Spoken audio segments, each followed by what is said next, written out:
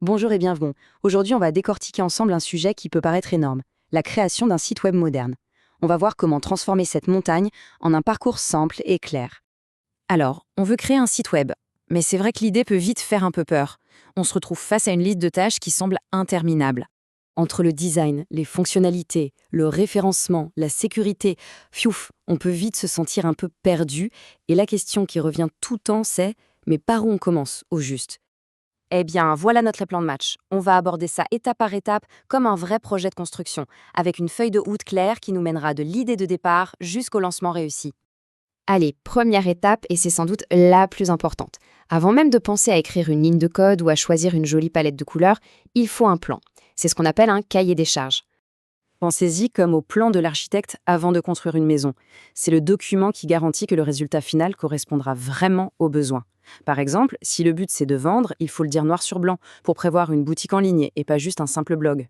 Répondre à ces questions dès le départ, ce n'est pas une perte de temps. Au contraire, c'est s'assurer que tout le monde est sur la même longueur d'onde et surtout, c'est s'éviter des changements de dernière minute qui coûtent cher et qui retardent tout. Bon, notre plan est sur la table. Maintenant, on peut s'attaquer aux fondations de l'expérience utilisateur, le design visuel et surtout l'accessibilité. Et là, regardez bien ce graphique parce qu'il change tout.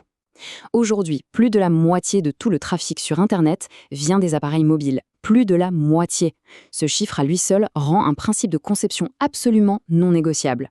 Et ce principe, c'est le fameux Responsive Web Design. En clair, ça veut dire que le site doit s'afficher parfaitement, peu importe la taille de l'écran.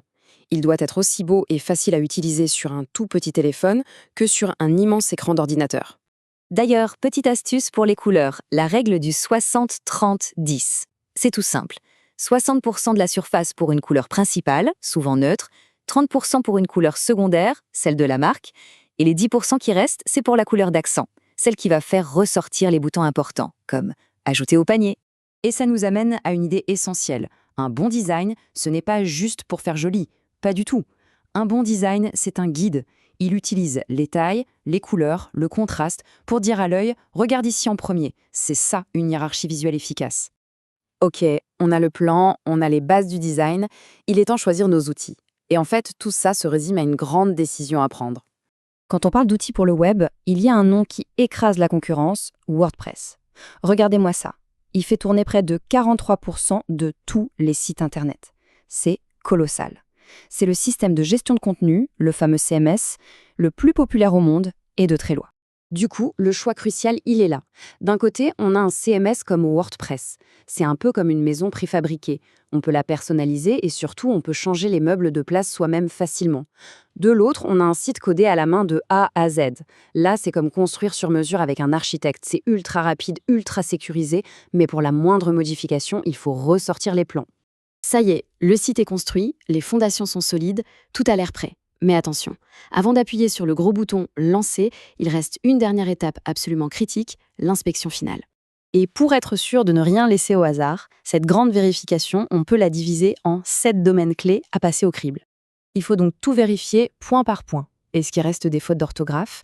Est-ce que le formulaire de contact fonctionne vraiment? Est-ce que tous les liens mènent quelque part? C'est ce check-up méthodique qui garantit un lancement en douceur et qui évite les petites erreurs qui peuvent vite frustrer un visiteur ou nuire à la visibilité du site. C'est vrai, les outils d'aujourd'hui rendent la création de sites plus accessible que jamais. Mais il ne faut pas se leurrer. Un outil, ça reste un outil. Il ne remplacera jamais l'essentiel. Une bonne planification, une stratégie réfléchie et un design pensé pour l'humain. C'est ça qui fera toujours la différence. Finalement, en suivant tout ce parcours, du plan initial à la toute dernière vérification, on ne fait pas que construire un site pour aujourd'hui. On pose des fondations saines et solides qui pourront grandir et s'adapter pour l'avenir. La vraie question, c'est donc, quelle sera la première pierre de votre projet?